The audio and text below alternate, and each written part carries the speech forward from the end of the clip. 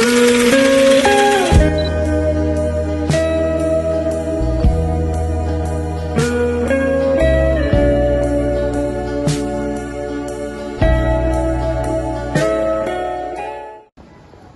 Assalamualaikum warahmatullahi wabarakatuh. Baik, Ibu-Ibu, terima kasih atas kesempatannya untuk menghadiri pada kegiatan penjawab pertanyaan kali ini. Nah, kedatangan saya di sini untuk membantu Ibu-Ibu sekalian mengetahui apakah ada tantangan atau kendala dalam kegiatan proses pertanyaannya Ibu-Ibu. Mungkin bisa dipertanyakan sekarang karena sempat bisa saya bantu untuk memberikan solusi. Iya Bu, betul, banyak sekali masalah. Iya Bu, contohnya itu tuh ulat belayak ini banyak sekali menyerang tanaman-tanaman jagung kita. Iya Bu, iya, di lahan saya, di lahan saya pusing sekali banyak sekali. Kalau begitu, berapa kali sebaiknya dilakukan pengamatan biar bisa ditahu lebih cepat berapa kali sudah ada muncul ini ulat? Baik, bagus sekali pertanyaan dari Ibu Iin mengenai pengamatannya. Nah, kalau saya sarankan itu Bu, minimal setiap 3-5 hari itu kita lakukan 1 kali pengamatan. Apa gunanya? Untuk mengetahui bagaimana sih kondisinya tanamannya Ibu. Bisa mungkin dilihat dari kondisi daun mudanya dan bagian tengah-tengah dari tanamannya Ibu. Kalau memang ada terdapat gigitan ulat atau bintik-bintik hitam, tandanya tanamannya Ibu sudah mulai terkontaminasi dengan ulat-ulat. Mungkin itu dengan cara mengetahui itu Ibu bisa memberikan pestisida Ibu atau mencegah pertumbuhan ulat ini. Bu, saya ingin bertanya, jadi apa sebenarnya penyebabnya ulat belayak ini menyerang tanaman kita?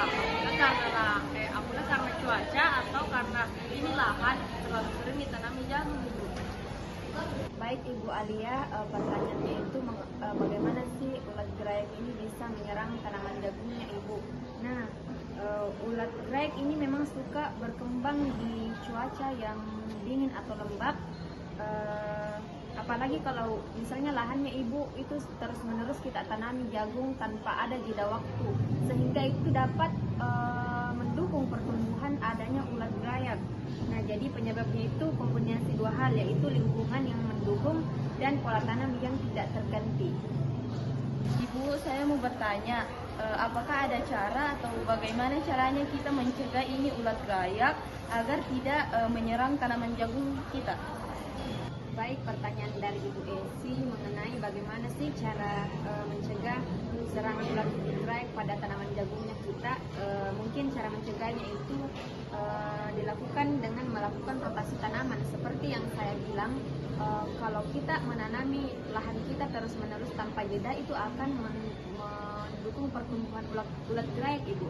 Jadi menanam jagung secara serampak atau melakukan pengamatan rutin dan menggunakan perangkap feromon seperti pestisida nabati yang saya sarankan tadi, dengan melakukan langkah-langkah ini kita dapat mengurangi resiko serangan ulat belayak pada tanaman jagung Ibu dan meningkatkan hasil panen. Jadi kalau kita mau kondisikan ini semua, pasti kita bisa gunakan pestisida nabati saja, dan itu memang mendukung untuk kesehatan tanah.